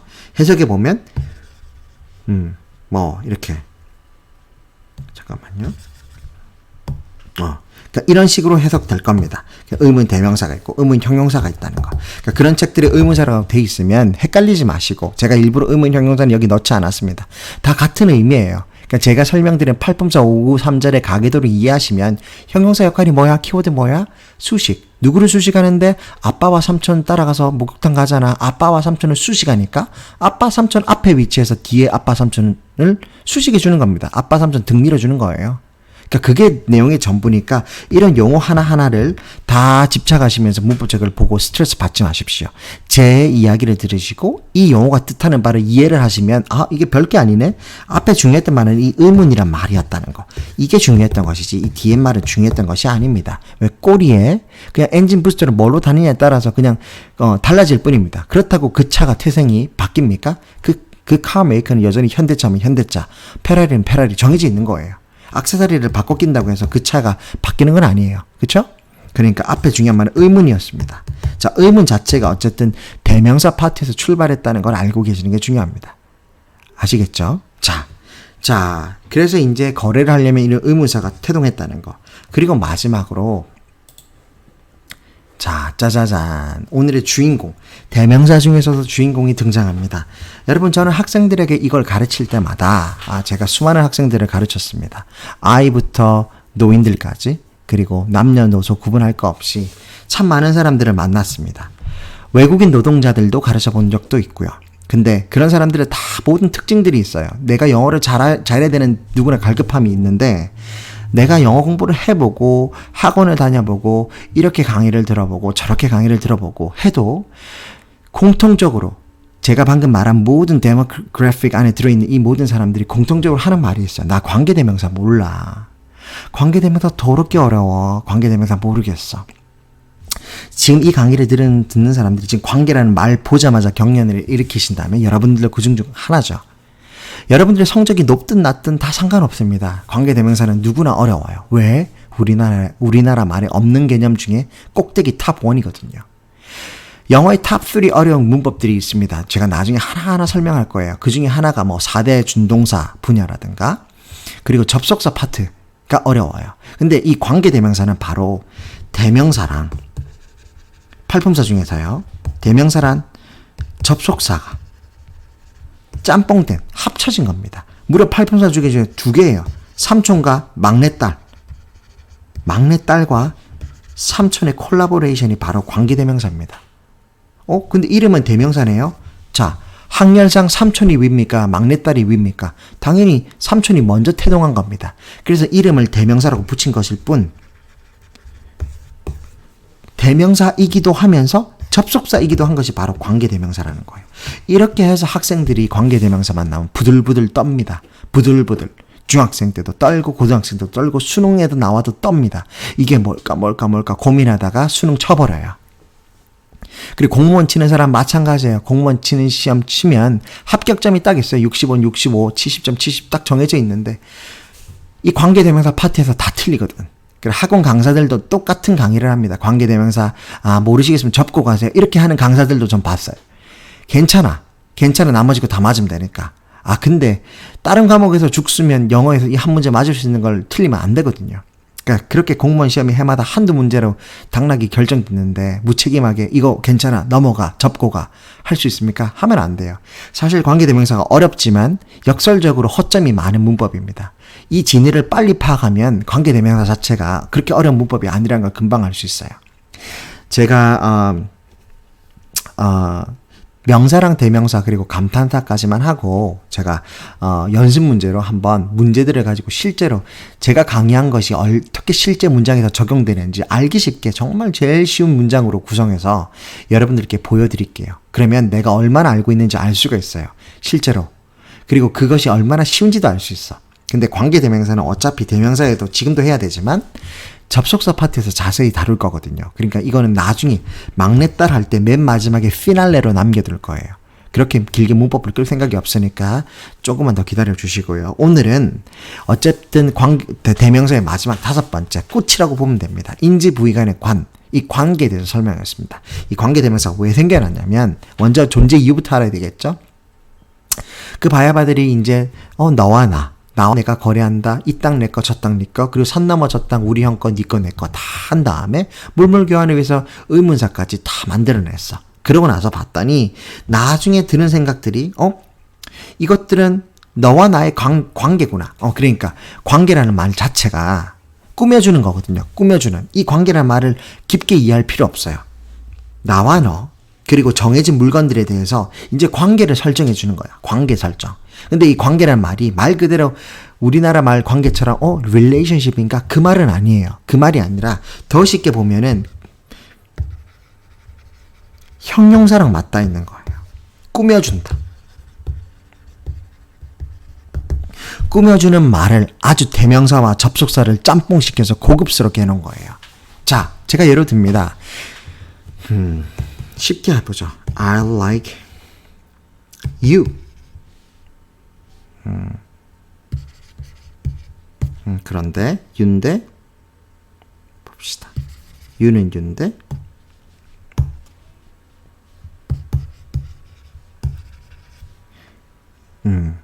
You are God. 너는 신이다. 하느님이다. 자, 2문장을 썼습니다. 자, 이 관계라는 것이 왜 태어났는지를 보시면 됩니다. 자, 영어에서 그러니까 그들이 봤을 때 그러니까 이 영국인들 봤을 때 이 영국 사람들이 봤을 때 자기들의 조상 상인이란 말이죠. 자기들은 끝까지 효율성을 추구해야 됩니다. 효율성을 추구해야 되는데 I like you 마침표 하나 찍었어. 문장이라는 소리죠. 문장 1 You are God 마침표 찍었어. 문장입니다. 자, 만약에 문장 2개를 하나로 합칠 수만 있다면 그 합친 합친 게 한 문장이라면 이것이 더 효율적인 것입니까? 아니면 여전히 2문장으로 따로따로 떼놓고 말하는 것이 효율적입니까? 답은 정해졌죠. 한 문장이 더 고급스럽고 효율적인 겁니다. 자, 제가 방금 말을 잘못했는데 더 효율적인 거고 고급스러운 겁니다. 이렇게 말해야 돼요. 왜냐하면 자, 서양 사상에서는요, 말 그대로 효율적이면 효율적이라는 것 자체가 아름다운 거예요. 상인의 마인드로 봤을 때는 더 적은 노력과 시간과 땀으로 물건을 똑같이 팔거나 그 이상의 가치를 창출해서 이문을 남기면 그것을 아름답다고 표현했습니다. 그것을 미학이라고 표현했거든요. 미학. 아름답다고 표현했습니다. 기쁘고 미쁘고 아름다운 겁니다. 그래서 그들의 개념은 참 단순해요. 효율적이면 곧 효율 이꼴 아름다움이라고 표현했습니다. 극상의 우리가 추구해야 될 virtue, 가치라고 생각했죠. 덕목이라고 생각했던 겁니다. 자, 우리 동양 문화랑 좀 다릅니다. 자, 효율을 그만큼 중요했던 건 그들의 조상이 상인이었기 때문입니다. 자, 봅시다. 2문장보다 한 문장이 더 효율적이라는 건 그러니까 효율적이니까 더 아름답다는 건 여기 나타나 있습니다. 그래서 제가 한번 합쳐볼게요. 자, I like you, you are God. 그러니까 I like you. 근데 이 you라는 단어 뒤에 이제 내가 새로운 걸 또 써야 되는 거죠. 그래야지 문장이 2개가 하나로 합쳐지니까. 나는 마침표를 하나밖에 찍을 의도가 없어. 2개는 찍지 않을 거니까. I like you. 사람이니까 who is God. 이렇게 표현한 겁니다. 그럼 여기 달라진 게 뭘까요? 이 단어 하나만 바꿔 낀 겁니다. 자, 연결고리를 바꿔 낀 거예요. 연결고리. 자, 이것을 연결고리로 하면 제가 나중에 설명할 겁니다. 접속이란 말 자체가 접속. 뭡니까? conjunction. conjunct가 연결하다거든요. connect. 같은 어원입니다. con이란 말이 together라는 의미거든요. 함께 연결한다면 앞에 문장과 뒤에 문장을 연결했다고. 이게 바로 딱풀이에요. 딱풀. 딱풀 이꼴 접속사거든요. 근데 접속사긴 접속사인데 대명사 말 그대로 you라는 걸 대신해서 다른 말로 바꿨잖아요. 그러니까 또 다른 이름은 딱풀이긴 딱풀인데 다른 걸로 바뀌었으니까 대명사이기도 한 겁니다. 이해되죠? 딱풀 역할을 하는 다른 이름 대명사. you 대신에 who를 썼으니까. 그러니까 접속사이기도 하고 대명사이기도 하다라고 하는 게 바로 관계대명사입니다. 자, 쉽게 설명할게. 더 쉽게. 자, 앞에 나오는 이 바로 명사를 이 뒤에 문장이 꾸며주는 겁니다. 꾸며준다. 제가 표현했죠. 여기 꾸며준다. 바로 형용사 역할을 한다. 요렇게. 유는 유인데 어떤 유? 너는 그 유가 바로 신이라는 소리입니다. 신인 유. 하나님인 유. 나는 좋아해. 뭐를 좋아하는데? 너를. 근데 네가 뭔데? 하나님. 그래서 이 통째가 형용사가 되는 겁니다. 근데 절이라고 나중에 표현할 겁니다. 형용사는 명사로 꾸며주니까. 그래서 관계대명사에는 반드시 선행사가 필요합니다. 제가 지금 하는 모든 말들이 문법책에 다 나옵니다. 너무 어렵죠? 지금 이 관계대명사를 살면서 여러 번 들어본 사람이라도 이걸 들을 때마다 새로워요. 이해합니다. 그런데 이해는 하지만 이거보다 쉽게 가르칠 수는 없어요. 더 쉽게 가르치는 방법이 하나 있지만 그 방법 자체가 제가 했던 말을 반복하는 거에 지나지 않거든요. 자, 이 관계라는 말이 현혹되지 맙시다. 요점은 하나입니다. 관계대명사는 뭐다? 포인트 1. 접속사이면서 동시에 대명사인 것. 그러니까 접속사이기도 하고 대명사이다 라는 말이 다 성립합니다. 정답입니다. 두 번째, 대명사이기 때문에 이렇게 격이 있습니다. 격.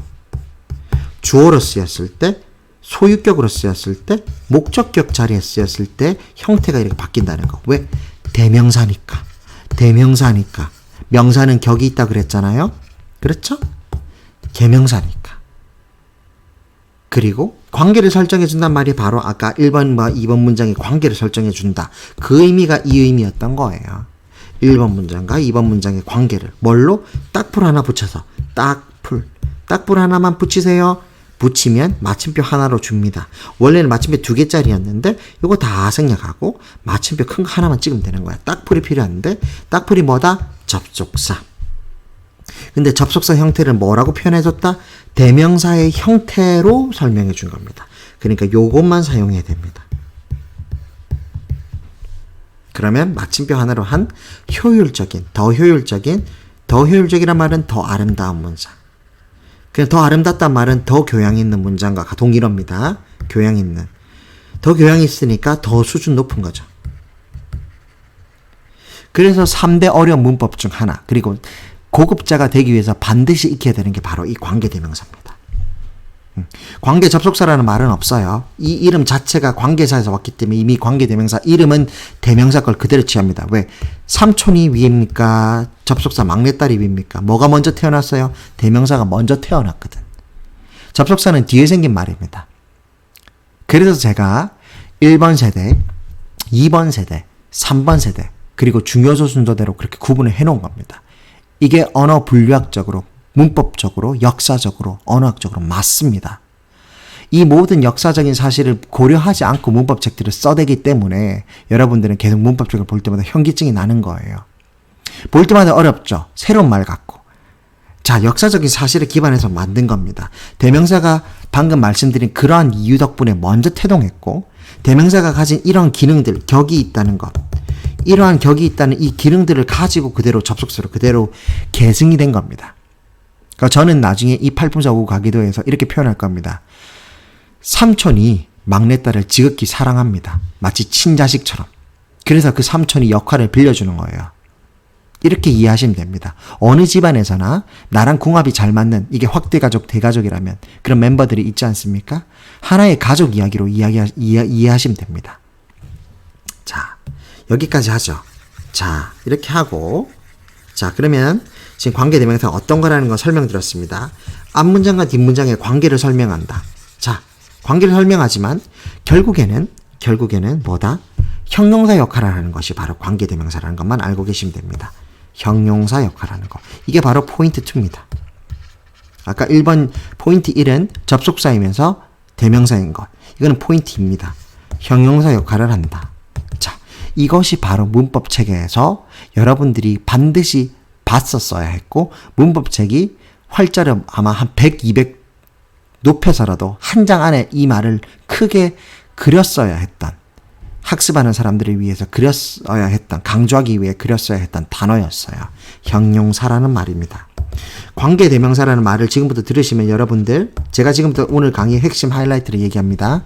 지금 강의를 제가 1시간 14분째 하고 있는데요. 지금 1시간 14분 중에서 제일 중요한 말을 지금부터 제가 합니다.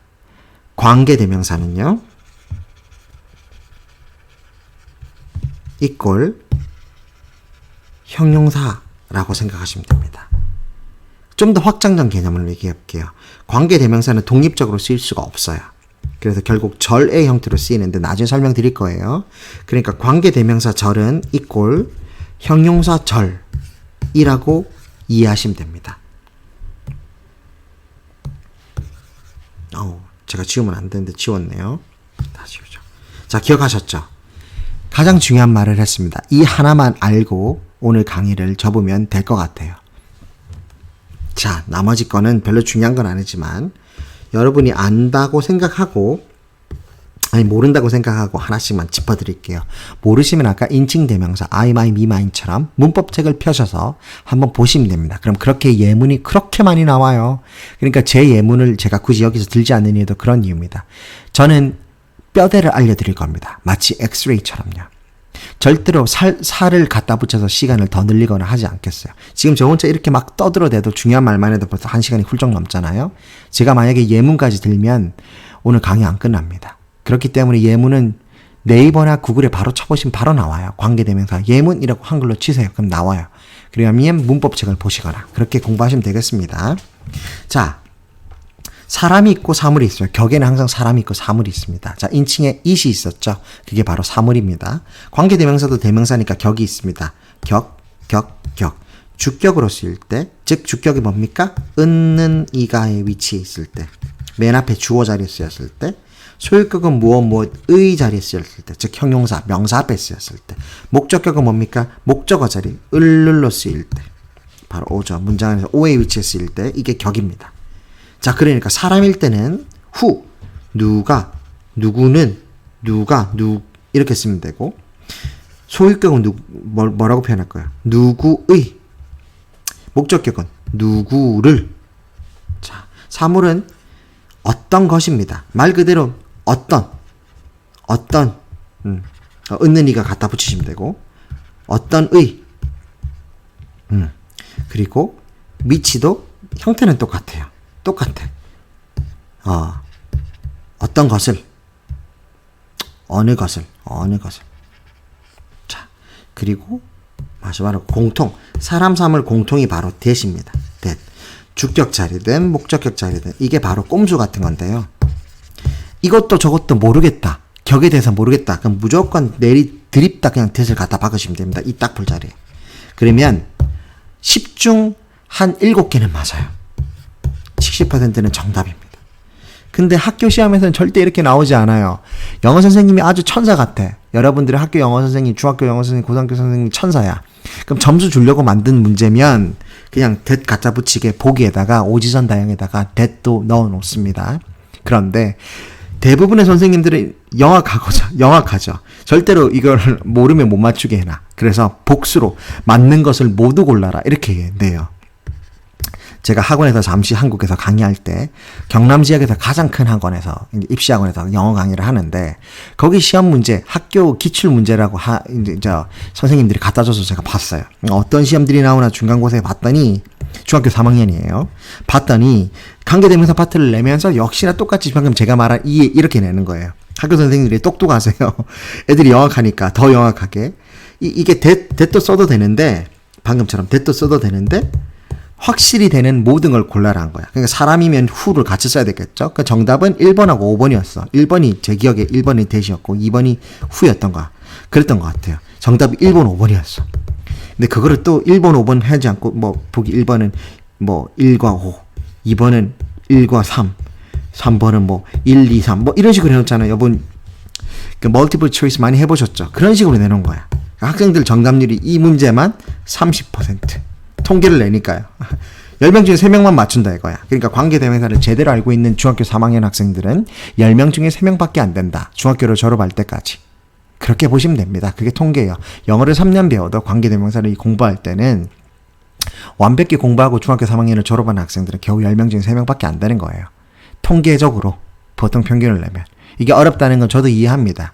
그러니까 어려우니까 제가 맥을 간단하게 잡아드리는 거예요. 맥이 뭐냐면 형용사 역할을 한다는 거예요. 제가 이제 이 격을 한번 보시고요. 자, 강조를 제가 나중에 명사, 대명사, 감탄사 끝나고 제가 거기다 문제를 좀 넣을 수 있으면 넣도록 하겠습니다. 한번 보시면 돼요. 그러니까 오늘 이 자리가 끝나기 전에 마지막으로 제가 한 번만 이 형용사 역할을 한다는 걸 보여드릴게요. 자, 나는 사과를 좋아합니다. I like apples. 자, 사과를 좋아하는데, 근데 이 사과가 어떠냐면, 그러니까 그 사과라고 해야 되겠죠? The apples are from Korea. 한국으로부터 온 사과다. 한국 출신의 사과다. 이렇게 표현하고 싶은 거예요. 두 문장이죠. 한 문장으로 합치고 싶은 거예요. 더하기를 하고 싶어. 이걸 써야지 더 고급스럽고, 더 효율적이고, 더 우아하고, 더 교양 있고, 더 세련되고, 더 아름다운 거거든요. 그렇죠. 그래서 이 관계를 새롭게 설정해 주는 겁니다. 관계의 재설정. 그러다 보니까 두 문장을 합쳐야 돼. 근데 두 문장을 합칠 때 뭘 합칠까요? 힌트 드릴게요. 주격과 목적격이 있네. S와 O가 있네. 여기 격에 바로 답이 있었던 겁니다. 이게 뭘 말하는지 아세요? 다시 넘어갑니다. 시소. 나와 너. 뭐가 보이십니까? I와 you. 상대방이 보이죠. 이 시도가 유지되려면 나와 너가 있어야 돼요. 모든 서양의 이 영어의 모든 철학은요.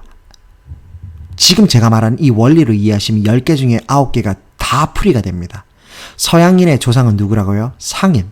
상인들은 물물 교환을 해야 됐어요. 내가 너와 내가 대상을 가지고 교환을 하고 장사를 하는 거예요. 나를 주어로 놓으면 대상인 나는 뭐가 되는 거예요? 목적어가 되는 거예요. 이 중간에 놓이는 이 지지대는 뭐다? 동사예요, 동사. 내가 판다, sell. 내가 산다, buy인 거예요. 뭐를 사는데? 이거, 대상을 산다고. 이 위치를 바꿔볼까요? 말 될까요? 너는 판다, 이것을. 말 되죠. 왔다 갔다 하는 거예요. 이 동사를 기점으로, 동사를 중심으로 해서 앞에는 주어가, 뒤에는 목적어가 위치하는 것이 동사 중심주의의 처음이었습니다. 후에 보호까지 확장된 개념이 여기 시소에 놓이지만요. 그래서 힌트 다 드렸어요. 뭐가 생략되는, 하나가 생략돼야 돼요. 이게 바로 관계대명사의 묘미야. 왜? 대명사니까 대신 표현한다며. 그쵸? 그러니까 원래 있던 명사 중에 하나를 대신해야 돼. 명사가 될 수 있는 게 뭐야? 주어와 보어와 목적어잖아. 명사가 될 수 있는 게 뭐야? 주어 또는 목적어잖아. 그러니까 주어 또는 목적어 얘밖에 생략할 수 없는 거예요. 대상은 이것밖에 안 돼. 보기 1, 보기인 거야. 요거는 생략할 수 있어 없어? 없어. 동사니까 생략 못해. 요건 전치사야. 생략 못해. 뭘까요? 요거. 그러니까 공통점을 찾아봐요. 겹치는 게 두 개네. 두 개니까 하나 줄이면 되겠다. 정답. 하나라도 덜 얘기하면 뭐가 됩니까? 하나라도 덜 얘기하면 그것이 바로 대명사의 묘미죠. 그리고 하나라도 덜 얘기하면 그것이 한 단어 덜 얘기했기 때문에 더 효율적인 거죠. 효율적인 건 더 아름답고 더 교양 있고 더 수준 높은 언어인 겁니다. 그래서 관계대명사라는 뜻은 자체는 이제 결론입니다. 한 단어 생략입니다. 왜? 대명사니까. 그리고 동시에 접속사니까 생략입니다. 생략한다는 말 자체가 여기가 포인트 3이 들어가는 겁니다. 자, 보세요. 애플 둘 중에 하나 지울게요. 앞에 문장은 그대로 갖고 가. 왜? 효율성에서 어긋나는 게 없거든. 그대로 갖고 가는 거야. 뒷문장에서 반복되는 게 있으면 그 뒷문장에서 하나 지우면 돼. 굳이 앞에 거 지우고 뒤에 거 갖다 붙일 필요 없어. 뭐가 됐든 간에. 그러니까 I like apple 그대로 하고요. 뒤에 요 하나 생략하는 거예요. 그럼 요거 그대로 갖다 붙이는 거예요. are from Korea. 그리고 마침표 찍는 거예요. 자, 여기까지 하면 이제 다 온 거예요. 여기 딱풀만 하나 붙이면 돼. 딱풀. 여기는 무슨 자리? 딱풀 자리. 또다시 애플이라고 시작하지 않고 하나를 줄이는 거야. 두 단어가 두 개니까 두 단어 중에 하나를 줄인다고. 처음에 만약에 두 문장으로 썼으면 하나, 둘, 셋, 넷, 다섯, 여섯, 7단어가 쓰였을 텐데 하나를 줄이면 하나, 둘, 셋, 넷, 다섯, 여섯, 죄송합니다. 여기도 7개네. 여기는 제가 어떻게든 지금 관계대명사를 넣어야 되니까. 넣어야 되니까 어쩔 수 없이 제가 지금 단어는 변함이 없는데 제가 지금 말하고자 하는 포인트는 한 단어 생략이란 말은 두 번의 반복을 피하는 겁니다. 어떻게? 관계대명사를 써서. 대명사니까 격이 있거든.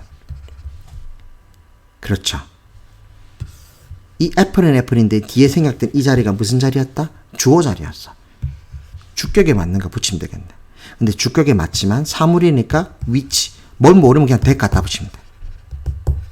I like the apples that are from Korea. 이렇게 하면 됩니다. 후에 알려드리지만 관계대명사 주격과 비동사는 생략이 또 가능해. 또 날려먹는 거야. 그러면 I like the apples from Korea. 이렇게만 해도 문장이 됩니다. 같은 뜻이에요.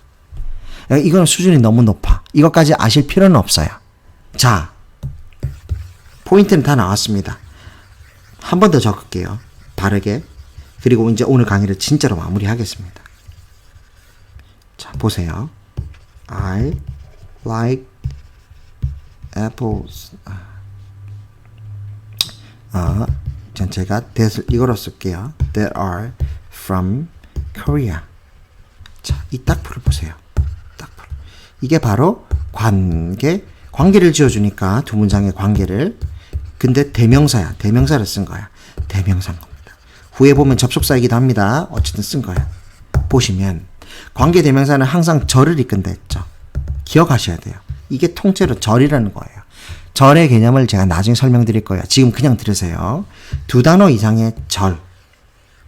그 속에 주어와 동사가 있는 것을 절이라고 합니다.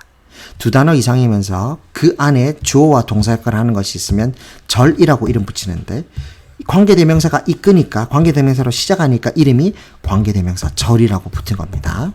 요거 통째로 덩어리로 바라보셔야 돼요. 영어는 덩어리로 바라보면 승리하거든요. 한 단어 한 단어만 보시면 영어는 평생 정복할 수가 없어요. 그래서 8품사 5구 3절이라고 하는 겁니다. 품사는 한 단어를 얘기하고요.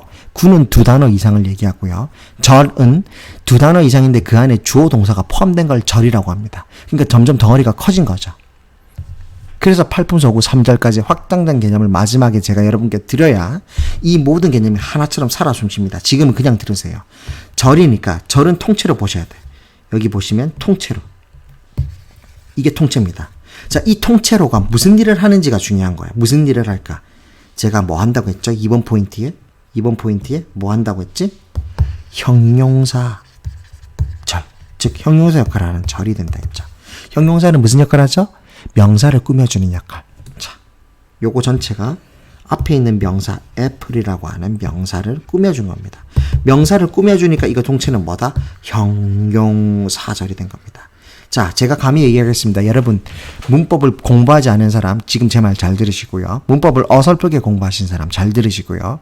문법책을 볼 의향이 있는 사람 잘 들으세요. 관계대명사를 이제부터 제 강의 끝나면 검색하실 텐데 거기 뭐라고 적혀있든 이거 하나만 잡고 가세요. 관계대명사는 뭐다? 이꼴 형용사절이다. 이것만 알고 가시면 됩니다. 형용사절. 그러니까 형용사의 존재 이유는 뭐다?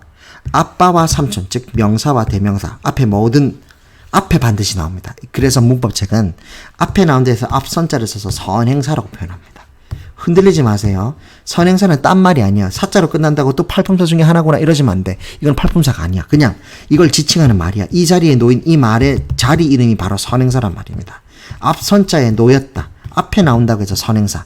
이들은 선행사는 100% 뭘로 이루어져 있다? 명사로 이루어진 겁니다. 명사 또는 대명사. 그러니까 명사를 수식하는 거니까 뭐죠? 나머지 나오는 뒤에 관계대명사처럼 100% 형용사절인 겁니다. 100%. 자, 제가 지금부터 얘기합니다. 100%. 자, 이걸 가르쳐야 됩니다. 여러분, 형용사절입니다. 100%. 관계대명사는요, 절을 이끄니까 관계대명사절은 100% 뭐를 말한다? 형용사절을 얘기합니다. 형용사절을, 즉 형용사 역할을 하니까 앞에 뭐가 나온다? 반드시 관계대명사절 앞에는 뭐가 나온다? 명사가 나옵니다. 이 명사를 문법책에 이름을 붙여놓은 거야. 일본 사람들이랑. 뭐라고? 선행사라고. 선행사는 팔품사 얘기하면 아는 거 아니에요. 그냥 이 앞에 나온 이 자리 이름이 선행사라는 거예요. 그러니까 문법책 볼 때 헷갈리지 마시라고. You got it? 자, 오늘 내용이 끝났습니다. 제가 역사 얘기하고 뭐 이것저것 하느라 제가 정신이 좀 사나웠는지 중원보원하고 좀 빼먹은 내용이 있네요. 근데 뭐 그 얘기를 다시 드릴 필요는 없고 매끄럽지 못했다면 죄송하고요. 제가 드릴 말씀을 일단 다 드린 것 같아요. 자, 여기까지가 제 강의의 전부입니다. 여러분, 마지막 복습 한 번만 하죠. 자, 뭐였죠? 대명사는 인지부의관이다. 부의관이다. 자, 이 관계 자체도 제가 설명하는 거 빼먹었다는 게 바로 이건데, 이제 이 땅들 소유권에 대한 관계를 정립시켜준다 라고 해서 관계라고 제가 이야기를 만든 겁니다. 자, 인칭, 지시, 부정, 의문, 관계. 반드시 이 순서대로 공부하셔야 됩니다. 이렇게 확장이 된 거거든요. 문법이. 반드시입니다. 학교에서 당신이 어떻게 배웠든 상관없습니다. 영어를 정복하고 싶으세요? 제 말을 100% 신뢰하세요. 이게 정답입니다. 이렇게 공부하시면 반드시 제가 장담하죠. 절대로 흔들리지 않는 영어 공부를 체험하게 될 겁니다. 이 순서대로 검색을 하십시오. 이 순서대로 문법책을 보셔서 목차를 보십시오. 그래서 좋은 책인지 알려면 제가 좀 거만하게 말씀드리자면 제가 말한 이 순서대로 목차가 돼 있으면 더 좋은 책입니다. 근데 다 이 순서대로 돼 있지는 않아요. 괜찮아요. 명사도 보직 고취문 이거 굳이 제가 안 알려드려도 되거든요. 이게 고취문 이런 거 실제로 있어? 있기는 한데 이게 결국 일본의 영문법이긴 해요. 저도 일본 영문법을 배웠으니까 제가 여러분께 이렇게 편하게 알려드리는 겁니다. 굳이 배웠는데 안 쓸 이유는 없으니까 틀린 것들만 제가 틀렸다고 강하게 비판하고 알려드리면 되니까. 자, 이렇게 말씀드린 이유 자체가 문법책 자체가 수십 년간 이런 식으로 쓰여왔기 때문에 여러분들이 가진 문법책도 아마 probably 이렇게 쓰여졌을 겁니다. 근데 그나마 여러분들이 잡고 가셔야 되니까 목차라고 그랬죠. 목차 내용이 명사 파트 안에 보직 고추불에 대한 내용이 반드시 들어가야 되고요. 그리고 명사 다음엔 대명사를 배워야 됩니다. 대명사. 왜? 명사의 동생이니까요. 이 대신할 대자가 명사였으니까 순서상 명사가 다음엔 대명사를 배워야 됩니다. 대명사 안에 하나 정도 더 들어갈 수 있어요. 그렇죠? 형용사 파트라든지, 뭐, 의문 형용사라든지, 뭐, 이렇게, 부정 형용사라든지 들어갈 수가 있어. 근데 그런 거는 지엽적인 거야. 부정 대명사 말고 부정 형용사도 있거든요. 괜찮아. 그러니까 그런 말 다 차치하고 앞에 인칭, 지시, 부정, 의문, 관계라는 이 말이 들어가야 된다는 게 제 포인트입니다. 아시겠죠? 이것이 바로 정체성을 결정짓는 단어입니다. 그러니까 명사 5개, 보직 고취물, 대명사 5개, 인지부의관. 이걸 먼저 배우면 주어 역할을 하는 것들이 다 끝나요. 주어를 넘어서 뭐가 되죠? 문장 안에서 주어, 보어, 목적어 역할을 하는 게 바로 이 명사, 대명사라고 했죠. SEO 자리에 이들이 들어갑니다. 게임이 끝나가요. 그 다음에 동사만 배우면 끝나는 거야. 아시겠죠? 그러니까 이 순서대로 배워야 된다는 걸 여러분이 아셨으면 좋겠습니다. 자, 여러분 이제 인사를 드릴 시간입니다. 자, 벌써 1시간 30분이 넘어가고 있네요. 저번 강의도 그렇고 강의들이 대부분 뭐 1시간 훌쩍 넘고 1시간 반 뭐 이렇게 2시간 가까이 될랑말랑 그러네요. 제가 꼭 필요한 말을 했다고 저는 생각합니다. 그러니까 여러분들 혹시 이 너무 길다. 길면 어쩔 수 없어요. 더 줄일 수는 없어요. 제가 핵심적인 말만 해도 이 정도 걸리니까요. 여러분들 끝까지 정복하실 때까지 용기 잃지 마시고 영어 공부를 저와 함께 끝까지 한번 해봅시다. 제가 도움 드릴 수 있는 거는 제 머릿속에 뭐가 들어있는지 여러분께 펼쳐 보이는 수밖에 없어요. 그래서 나중에 한 번의 지도로 저는 가르치는 제 제자들에게 다 지도를 만들려고 그래요. 결국에는 A4 용지 한 6장에서 9장으로 연결하면 모든 문법책 하나가 그림으로 다 독해가 됩니다. 그러면 그게 자신만의 지도예요. 방금 제가 말한 어제 저번에 얘기한 명사와 대명사 그리고 팔분사구 가계도로 다 모든 게 설명이 됩니다. 그 안에 다 첨삭을 하면 빽빽하게 전지 크기의 지도가 하나 나옵니다. 그 지도만 가지고 탁 벽에 걸어놓고 내가 이렇게 공부를 했구나. 이런 순서로 독해를 해야 되구나. 화살표 순서대로 공부해야 되구나. 그렇게 하면 절대로 휘둘리지 않으실 거예요. 세상에 수많은 정보들이 난무합니다. 수많은 우수한 선생님들이 강의를 하고요. 수많은 우수하지 못한 선생님들이 강의를 동시에 합니다. 저는 그 중에 어디 쪽인지 여러분들 판단에 맡길게요. 그런데 우수한 선생님만 만나라는 법이 없어요. 여러분들이 유튜브를 보시다 보면 이게 별거 아닌 것 같은데 하는데 정말 강의를 잘하는 우수한 선생님들이 있고 뭐야 정말 빠져들 듯한 강의를 하는데 알고 보면 문법책이랑 영 딴판에 사이비 강의를 하는 사람도 있습니다. 저는 봤어요. 영어를 제대로 알고 강의하는 사람도 실수를 합니다. 저도 실수를 하죠. 그러니까 저도 얘기합니다. I may be wrong. 그러니까 실수할 수 있고 틀릴 수 있습니다. 영어를 공부하는데 완벽한 사람은 없어요. 미국인도 틀립니다. 근데 그 틀린다는 말이 문법적인 오류를 틀릴 수는 있지만 맥락에 있어서 큰 맥락을 잡고 가는 데 있어서는 틀리면 안 된다고 생각하거든요. 지도자는. 잘못된 운동 그 방식으로 공부를 가르치면 분명히 학생들은 길을 잃습니다. 지금 여러분도 마찬가지라고 생각합니다. 아마 당신의 인생에서, 여러분 인생에서 좋은 스승이 왔다 갔다 했을 수는 있어요. 그런데 본인이 인지하지 못했다면 이번에는 좀 다를 겁니다. 그러니까 이왕 제 강의를 들으시는 김에 끝까지 들으시고 한번 들어보시고, 그리고 도움이 된다 싶으면 바로 이 강의가 끝난 다음에 검색을 하세요. 책 사기가 부담스럽다. 그럼 검색하시면 돼요. 네이버, 구글에다 검색하시면 한글로 인칭대명사니 뭐니 다 검색하시면 저보다 더 잘 설명해 놨어요. 예문으로. 그러니까 그 강의에다 살을 갖다 붙이면 되는 겁니다. 저는 순서와 방법, 그리고 왜 이렇게 됐는지 역사적인 배경까지, 그리고 철학적 사고 방식까지, 이런 큰 테두리 안에서 여러분들께 큰 코어를 심어드리고 있는 중입니다. 그렇게 제 강의를 활용하시면 분명히 활용점정일 겁니다. 여러분 건승하시고요. 오늘 하루도 좋은 하루, 그리고 주님 안에서 건승하시는 하루 되시길 바랍니다. 여러분, 그러면 다음 시간에는 감탄사로 제가 돌아올게요. 감탄사까지 하고 여러분들과 함께 테스트를 한번 해보는 시간 갖겠습니다. 다음 감탄사는 너무너무 쉬우니까 아마 강의가 30분도 안 걸릴 거예요. 아마 30분이 뭐야, 한 10분도 안 걸릴 수도 있는데 다음 시간에 뵙겠습니다. 여러분 안녕, 빠이빠이.